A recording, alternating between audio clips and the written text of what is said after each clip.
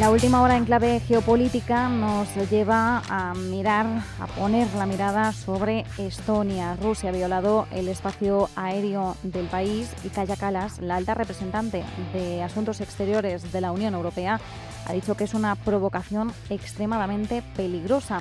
¿Hasta qué punto esto, que tanto nos recuerda a la situación vivida hace menos de 2 semanas en Polonia, podría activar algo más aparte del artículo 4? No se ha hablado todavía de ello, pero existiría la posibilidad de que en este caso se repitiera la jugada de abrir consultas urgentes para tomar algún tipo de respuesta. Vamos a ver qué es lo que ocurre por este lado, qué es lo que podemos esperar y por otro lado también qué expectativas debemos manejar ahora que se ha producido la conversación telefónica entre Donald Trump y Xi Jinping con promesas de nuevos encuentros en apenas un mes. Luis Rodrigo de Castro, profesor de Relaciones Internacionales de la Universidad CEU San Pablo. ¿Qué tal? ¿Cómo estás? Buenas tardes. Hola Marta, buenas tardes. Muchísimas gracias por acompañarnos. ¿Qué podemos comentar de esta última hora respecto a Estonia? ¿Hasta qué punto es una situación bastante similar a la que vivimos con Polonia y hasta qué punto podría incluso llegar a activarse de nuevo el artículo 4 de la alianza de la OTAN para volver a reiterar algunas consultas con países miembros? Bueno, esa posibilidad siempre está ahí. La diferencia es que sigamos en el escenario del artículo 4 y no nos subamos al artículo 5, que ahí es donde ya vienen los problemas porque ya entramos en la cláusula de defensa colectiva. Estas incursiones que se han realizado, primero con drones, ahora con estos aviones, bueno, no, más allá de que puedan ser una provocación, que evidentemente lo son, porque supone violar el espacio de la OTAN, el de un Estado miembro, y aquí da igual que sea Estonia o que sea Alemania, es un país de la Alianza Atlántica como cualquier otro, pero tiene sobre todo una misión fundamental, aparte de las provocaciones, insisto, y es medir, testar, pulsar la capacidad de reacción de la parte OTAN, ¿no? Hemos visto que pues, han sido en poco más de 10-12 minutos, enseguida se ha dado la alerta, y aviones italianos, al final aviones de la Alianza Atlántica, han sido capaces no de interceptarlos ni de derribarlos, que eso también hubiera sido un ataque hostil, a diferencia de los drones, que son, bueno, pues podemos asimilarlo a aparatos no tripulados, que, bueno, pues no tienen esa dimensión que puede tener un avión o algo que ya está con una persona dentro, ¿no? Por simplificarlo mucho. Pero evidentemente esto es un toque de atención también a la OTAN, diciéndole, bueno, tened cuidado porque seguimos estando aquí, somos capaces de llevar a cabo este tipo de incursiones, pero no se han destruido. Esto también suele pasar en otras latitudes del espacio OTAN y es que interceptan esos aviones o esos drones para, insisto, ver cuánto tiempo tarda o qué capacidad tiene de reacción la Alianza Atlántica, y una vez que se interceptan se ponen a su par con la intención de desviarlos y de sacarlos del espacio OTAN, ¿no? Sin llegar a tener un contacto directo, ¿no? Pero aquí es donde tenemos esa clave. Primero, un toque de atención. Segundo, una nueva escalada de las tensiones, precisamente porque, bueno, pues estamos viendo que no ha sido una cuestión aislada, sino que además de Polonia también se han producido en Rumanía, o por lo menos Rumanía también dio la alerta junto con Polonia. Y en tercer lugar, pues medir la capacidad de reacción de la OTAN. Esas serían las tres claves fundamentales de esa presencia rusa en cielos de la Alianza Atlántica. Como bien decías, son incursiones que tendrían esa misión de medir esa capacidad de reacción de la alianza. Entonces, teniendo este supuesto en cuenta, ¿cómo debería actuar la alianza para enviar un mensaje de fortaleza, de unidad, de capacidad de reacción? ¿Cuáles son las pautas que deberíamos esperar ahora para que Rusia recibiera ese tipo de mensaje? Pues yo diría que sería nuevamente no activar, pero sí recurrir a ese mecanismo que establece el artículo 4 de la OTAN, que es como el previo, es como la antesala del artículo 5. Se puede llegar al artículo 5 a través del artículo 4 o directamente sin pasar por ahí, porque puede haber un ataque directo, como el que vimos en las Torres Gemelas, que ya pues sea manifiesto ese ataque y que no haya lugar a dudas. Este sería un paso previo. De igual manera que cuando hay un conflicto diplomático, antes de expulsar al embajador, se le llama a consultas. Bueno, hay una serie de mecanismos que, aunque a primera vista puedan parecer irrelevantes o que no tienen ningún tipo de consecuencia desde el punto de vista diplomático y en este lenguaje de las relaciones internacionales, pues quieren decir mucho y significan mucho, ¿no? Yo creo que ahí es donde nos vamos a mover, no vamos a pasar al artículo 5, primero porque es algo que a ninguno nos interesa, ni a Rusia, ni a la OTAN, ni a la OTAN, ni a Rusia, y segundo porque tampoco se ha producido ningún hecho que lo motive y lo justifique. Yo ahí creo que se quedarán las cosas, más allá de que, bueno, tampoco creo que la OTAN le siga el juego al Kremlin y mande algún tipo de incursiones a Rusia, ¿no? Yo creo que esto ya sería responder a provocaciones con más provocaciones y creo que primero no nos conviene, insisto, y segundo no es lo que la OTAN debería estar buscando. Claro, activar el artículo 5 supondría salir en defensa de un país sin que por el momento hubiera sido atacado. Por tanto, comprendemos que ahora mismo el máximo mecanismo sería la apertura de estas consultas, simplemente pues a modo de preparación por blindar a lo mejor soluciones o respuestas frente a posibles escenarios que pudieran ir más allá, pero por el momento, Luis, también por no caer en el sensacionalismo ni en análisis que puedan resultar incoherentes, a priori esto se puede interpretar como una provocación, sí, pero hay que precisamente limitarlo como una provocación y no intentar ir más allá, pues por aquello de que a nadie le conviene que eso vaya más allá. Y sobre todo porque también cuando se justifican este tipo de acciones o se producen, hay que seguir lo que en la Unión Europea se está constitucionalizado dentro del tratado. No es la Unión Europea, es la OTAN, pero bueno, como ejemplo nos vale y es el principio de proporcionalidad. Es decir, uno no puede responder lanzando un misil o una bomba nuclear ante algo que comparativamente hablando pues es casi irrelevante, ¿no? No es lo mismo una incursión que un misil impactando en una capital europea o un ataque directo contra intereses europeos, o mejor dicho, intereses OTAN sobre el terreno de la OTAN, ¿no? Es decir, la respuesta tiene que ser proporcional, evidentemente tiene que existir, por eso de acción-reacción, pero ese criterio de proporcionalidad es el que siempre tiene que guiar las actuaciones de los estados y de los sujetos de la sociedad internacional en su coexistir, ¿no? Por eso yo creo que tampoco cabría esa respuesta de incursiones por parte de la OTAN, sino que en base a ese criterio de proporcionalidad, pues bueno, veremos que se va produciendo lo mismo que se produjo hace 2 semanas, pero no iremos más allá de este escenario del artículo 4. Por el momento solo conocemos la postura de Estonia, de algunos líderes de instituciones europeas. No se ha pronunciado Mark Rutte, el secretario general de la OTAN, por el momento. Tampoco se ha pronunciado el Kremlin. En el caso de Polonia, las primeras declaraciones por parte del Kremlin, fueron más encaminadas hacia un error o insistir en que Polonia no era un objetivo.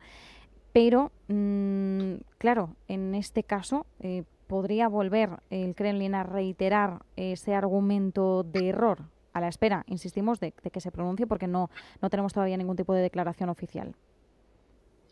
Bueno, en el caso de los drones siempre podemos mirar para otro lado, hacernos un poco los tontos, entre comillas, y pensar, bueno, claro, los drones al final la tecnología puede fallar, el viento los puede desplazar y, bueno, tampoco se me ocurre qué otro punto podrían haber llegado a alcanzar, pero bueno, está Bielorrusia al lado, podemos aceptar, como se decía en aquel anuncio de hace bastantes años, pulpo como animal de compañía y mirar para otro lado, ¿no? Cuando un avión tripulado, como ha sido, parece el caso, entra dentro de lo que es el espacio OTAN, pues bueno, sabemos todos que los militares tienen una disciplina muy, muy férrea y no actúan por libre. Tampoco creo que sea justo achacar eso a ese profesional que seguro que estaba cumpliendo órdenes. Por tanto, ahí es más difícil de intentar, bueno, pues colocar la moto a los europeos diciendo que, bueno, que se ha tratado de un error. Bueno, pues en el caso de los drones, insisto, es más plausible o es menos difícil comerse ese sapo, ¿no? Pero en el caso de esta tarde, pues evidentemente no creo que esa justificación valga, porque quedaría muy simple, ya se ha utilizado, y el Kremlin además pues tiende a ser bueno, bastante presuntuoso en este sentido, ¿no? Si algo lo ha hecho, pues no escurre el bulto, ¿no? Y si rechaza algo, bueno, pues no siempre, pero en un alto grado, pues suele ser cierto, ¿no? Lo vimos también, me estoy acordando de ese incidente en el gasoducto Nord Stream, que bueno, salió Rusia diciendo desde el principio que no había sido Rusia, y luego parece que las tesis pues han confirmado, algunas tesis han confirmado esta hipótesis, ¿no? Yo creo que por un paralelismo podemos hacer lo propio, ¿no? Con el caso de los drones y con el caso de los aviones tripulados de esta tarde.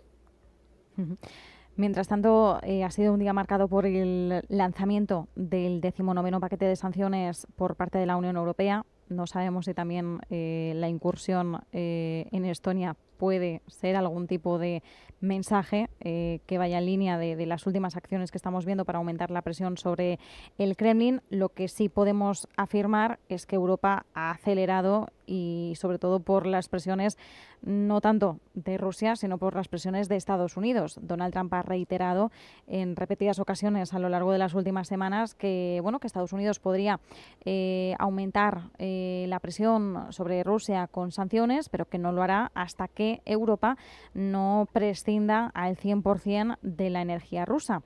Y lo que se ha anunciado entre determinadas medidas es que se adelanta un año el veto al gas natural licuado ruso. En un principio Europa planificaba dejar a un lado el gas natural licuado ruso en 2028, 1 de enero de 2028. La fecha anunciada hoy ha sido 1 de enero de 2027. Entendemos que va a optar por suministros estadounidenses. Estados Unidos aquí no tendrá ningún problema en ponerlos a disposición de Europa. Pero, ¿con qué te queda sobre todo de este paquete de sanciones? Porque, insistimos, ya llevamos 19 y seguimos con una guerra que poco a poco se va encaminando hacia un nuevo año. Pues yo diría, mira, que Donald Trump pues le ha salido la jugada redonda. Ha hecho no el negocio del siglo, pero sí casi el negocio del año, porque claro, evidentemente está forzando a los europeos a dejar de cumplir esos compromisos comerciales que también en teoría no existían, pero bueno, vamos a también hacer oídos sordos, y esa deslocalización de dejar atrás las compras de gas licuado a Rusia y pasar a comprarlas a Estados Unidos, pues evidentemente se inserta dentro de este bloqueo por el que ahora Donald Trump también toma partido, porque bueno, esto es pendular, un día dice una cosa, otro día dice otra, pero ahora parece estar en esa línea que es la que tenía la presidencia anterior de Joe Biden, y evidentemente pues le ha dicho a los europeos: no le compréis a Rusia, compradme a mí, porque Rusia, oye, es el enemigo, no está haciendo las cosas bien, pero de paso él hace el negocio, ¿no? Y esto tiene que ver mucho con lo que dijo Donald Trump el otro día, en el que presumió que millones de dólares estaban ya fluyendo hacia Estados Unidos, primero por los aranceles, y no solo por los aranceles, evidentemente. Y esta es una de esas tuberías que lleva el dinero hacia Estados Unidos, ¿no? Es un poco, bueno, matar dos pájaros de un tiro, la jugada redonda. Donald Trump es un hombre de negocios, él ha sido un magnate exitosísimo en los negocios, y aquí pues ha dado prueba de ello, más allá de que lo haya disfrazado, le haya dado una pátina de diplomacia, bueno, pues justificación ante la opinión pública, sobre todo europea, de medidas contra Rusia por ciertas acciones contra intereses europeos. Es verdad que esto de Estonia pues lo ha agilizado todo, pero yo me quedo con eso, con que Donald Trump pues ha vuelto a hacer el negocio del año. Respecto a China, Luis, también tenemos que hacer otra lectura, porque ha sido una semana marcada por algunas tensiones entre China y Estados Unidos, no tanto en clave geopolítica, sino más bien tecnológica, con el foco puesto en TikTok por un lado y en Nvidia por otro. Antes de nada, interpretando un poco las palabras, las expresiones que nos han llegado tras la llamada telefónica entre Trump y Xi Jinping, parece que ha sido una conversación positiva. Donald Trump la ha calificado como muy positiva. Parece que ambos mantienen cierta cordialidad, o al menos esa también es la sensación que están trasladando hacia los medios, con comunicados bastante escuetos, porque tampoco han entrado en detalles a priori en esta relación Estados Unidos-China. ¿En qué punto nos encontraríamos? ¿Estamos ahora mismo en un pequeño remanso de paz, por así decirlo? Bueno, cuando está Donald Trump por medio, pues nunca se sabe, ¿no? Hasta qué punto es un remanso de paz, hasta qué punto es una partida de póker o una partida de ajedrez. Evidentemente, Donald Trump, pues con los europeos lo tiene fácil porque muchas veces nos dividimos más de lo que nos convendría, pero Rusia es un gigante. Rusia es capaz de competir y con bastante éxito a nivel mundial, ser incluso la primera potencia por delante de Estados Unidos. Recordemos que la deuda estadounidense también está en manos chinas, en una cantidad pues no precisamente irrisoria.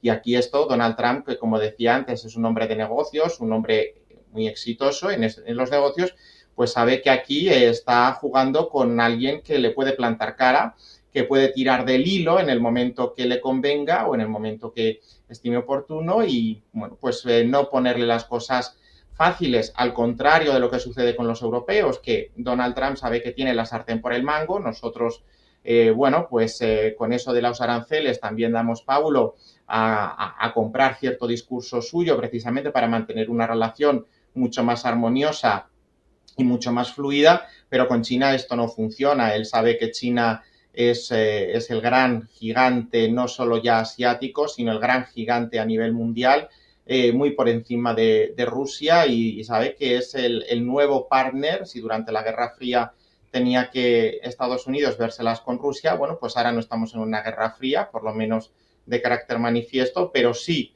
estamos en ese nuevo escenario en el que el mundo es cada vez más multipolar, hay muchos más puntos de poder, y en Asia no solo tenemos a China, tenemos también a la India, que no llega al nivel económico de China, pero tampoco es un actor menor y tampoco hay que tenerlo o dejarlo un poco descartado. Yo creo que ahí es donde está la cuestión. Donald Trump sabe que China y Xi Jinping pues tienen una posición muy de fuerza, que no es capaz de doblegar Estados Unidos por sí solo, y que ya no todo pasa por Washington, como he dicho en alguna otra ocasión, pero sobre todo porque sabe que bueno, China, en el momento en el que decida adoptar ciertas decisiones sobre la deuda estadounidense o llevar a cabo ciertas acciones respecto a Rusia o en otros lugares en los que Estados Unidos pues, puede no sentirse tan cómodo, le puede hacer daño y puede suponerle más de un quebradero de cabeza para esa estrategia del Make America Great Again y para vender sobre todo el argumentario en el interior del país. Donald Trump también es un hombre orgulloso, yo creo que ha dado prueba de ello, y bueno, tampoco le gusta que le coman la tostada, dicho de una manera un poco coloquial. Sí, de hecho, bueno, uno de los principales puntos, como decimos, de conversación en la que parece que habrá avances es TikTok. TikTok, de hecho, arrancábamos la semana diciendo que era algo más que una simple aplicación o red social, sino que se ha convertido en todo un campo de batalla geopolítico. Estados Unidos argumenta motivos de seguridad nacional para interrumpir su uso en Estados Unidos, a no ser que la matriz china ByteDance venda los activos estadounidenses de TikTok a una empresa estadounidense. Y de esta forma el gobierno de Trump permitiría que TikTok siga utilizándose en el país. Claro, en este caso, ¿hasta qué punto los motivos de seguridad nacional tienen ese peso? Porque claro, hablamos de la disposición de datos de usuarios estadounidenses, el uso que se puede hacer o mal uso de esos datos por parte de un gobierno exterior, como en este caso sería el chino. ¿Qué riesgos geopolíticos conlleva, por tanto, esta tensión con TikTok y hasta qué punto pues, puede saldarse finalmente con el objetivo fijado por Estados Unidos, que es que esos activos se vendan a una compañía suya? Bueno, yo aquí diría que se mezclan varias cuestiones. Evidentemente, el tema de los activos, los intereses estadounidenses en términos económicos, y bueno, pues que haya una empresa estadounidense que se beneficie de ello, ¿no? Pero más allá de todo esto, es evidente que cuando uno se registra en una red social, todos tenemos alguna o más de una, está dando sus datos. Evidentemente, datos del consumidor estadounidense que fluyen hacia el competidor de Estados Unidos. Pero tampoco se nos tiene que olvidar otra cuestión, y es que, bueno, pues estamos en 2025, en menos de un año, bueno, un año, un poco más de un año, porque suelen ser en noviembre del 26, habrá elecciones en Estados Unidos. Estamos viendo cómo los estados están recurriendo a ese famoso gerrymandering de redibujar las circunscripciones electorales para intentar rascar para su partido más escaños en la Cámara de Representantes, porque ahí es donde está muy ajustado y bueno, pues podría bascular según algunas tendencias, no encuestas, pero sí algunas tendencias. Y esta cuestión de la injerencia electoral extranjera en las campañas electorales en el contexto de las redes sociales, pues no es algo que sea de hoy, del 2025, es que ya se hablaba de ello en el 2016. Donald Trump creó esa red social, Truth Social, precisamente porque se enfadó con lo que era antes Twitter, ¿no? Y él sabe que esto, pues, él acaba de ser reelegido presidente para un segundo mandato, no consecutivo, pero su segundo mandato. Ha reconocido que TikTok jugó un papel muy importante en ese momento, precisamente para batir a Joe Biden. No fue el único factor, pero sí que fue un punto a su favor, y él, bueno, pues es consciente de que si en un mundo cada vez más interconectado, precisamente porque hasta los más jóvenes tienen un dispositivo con acceso a Internet, esto se impulsa todavía más, bueno, pues de cara a que su legado perdure en la figura de su vicepresidente, de Marco Rubio, de cualquier otro, pues evidentemente primero las midterm y luego las generales del año 2028, cuyo bueno, pues, ganador entrará en funciones en 2029. Donald Trump tiene que ir construyendo y tomando en cuenta todo esto, ¿no? De cara a esas campañas que se avecinan y bueno, pues intentar también controlar la infosfera, ¿no? Las redes sociales, sobre todo a través de TikTok, que es lo que está pegando en las generaciones más jóvenes. Y si ya rizamos el rizo, esos intereses están en manos de una compañía estadounidense dirigida por alguien, vamos a pensar mal, por alguien afín a Donald Trump, bueno, pues más o menos tenemos ese mismo caldo de cultivo que tuvimos con Elon Musk y la red social X. Más allá de TikTok, Nvidia es otro de los frentes en esta guerra fría tecnológica, a veces no tan fría. Parece que China ha intentado de alguna forma demostrar que también tiene la sartén por el mango y también está intentando avanzar en el propio desarrollo de su músculo de semiconductores. Sabemos que el gigante asiático intenta depender cada vez menos de las empresas estadounidenses, en este caso de Nvidia, para desarrollar su propio futuro tecnológico. Y ahora pues prohíbe a sus compañías que utilicen los chips de Nvidia. Esto también podría forzar la maquinaria de su propia industria para que llegue a desarrollar chips similares o incluso superiores a los de Nvidia, pero desde luego es un mazazo económico para Nvidia y para Estados Unidos. ¿En qué puede quedarse esta disputa en el momento en el que estamos ahora? Pues dependerá, y aquí sobre todo, de la voluntad y hasta dónde quieran llegar ambas partes. Es evidente que los superconductores y todo este tipo de industria de aparatos pues son claves para lo que es la economía del siglo XXI, del año 2025, y sobre todo irá creciendo en las próximas décadas. China y Estados Unidos aquí son competidores, también tenemos que tener en cuenta Taiwán y algún otro actor secundario, pero bueno, dependerá un poco de cómo quieran, sobre todo Donald Trump, canalizar. Bueno, Donald Trump y Xi Jinping, es verdad que dos no discuten si uno quiere, pero aquí están los dos en esto. Yo creo que fundamentarán algún margen de cooperación, sobre todo por dar la sensación de que son capaces de entenderse, de que, bueno, esa fluidez, por aquello que comentaba antes, de que a los dos les conviene, sobre todo de cara a la opinión pública interna, pero también externa. En el caso de China, la opinión pública interna está totalmente controlada, pero bueno, el presentarse ante la opinión pública global, ante los actores internacionales, como un país capaz de entenderse en determinados sectores, incluso en aquellos más críticos. Evidentemente, todo esto va a estar inundado de recelo por lo que supone, ¿no? Es un sector clave, es un sector estratégísimo, vital, y los estadounidenses no van a ceder todo a los chinos, ni los chinos van a hacer lo mismo, ¿no? Aquí cada uno irá un poco salvando las distancias, pero teniendo en cuenta que esto es una infraestructura crítica y que ninguno puede echarse en manos del otro precisamente por lo que puede suponer para cuestiones incluso de seguridad nacional.